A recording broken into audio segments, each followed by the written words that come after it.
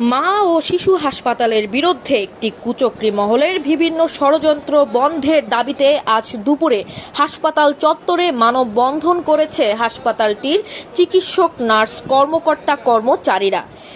একটি সুষ্ঠু নির্বাচনের মাধ্যমে যোগ্য একজন প্রতিনিধি মা ও শিশু হাসপাতালের কর্ণধার হিসেবে মা ও শিশুর কর্ণধারের চেয়ারে বসে আমাদের মা ও শিশুকে যাতে বিশ্বের দরবারে পরিচিত করতে পারে।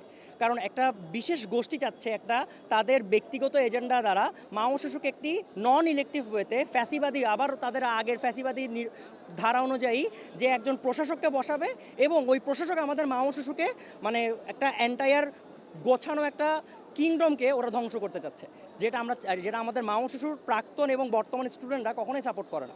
এ সময় বক্তব্য রাখেন হাসপাতালটির কমিউনিটি মেডিসিন বিভাগের বিভাগীয় প্রধান অধ্যাপক ডক্টর জালাল উদ্দিন, পেডিয়াট্রিক বিভাগের প্রধান অধ্যাপক doctor M A Chowdhury Arzu, gynae and obs বিভাগের প্রধান অধ্যাপক ডক্টর সিরাজুন্নুর রোজি, ডক্টর মোহাম্মদ জাহাঙ্গীর আলম মুরাদ এবং doctor Fahim Hasan Reza, doctor Saifuddin Azad, doctor Tajdid Noor সহ প্রাক্তন ও বর্তমান শিক্ষার্থীরা।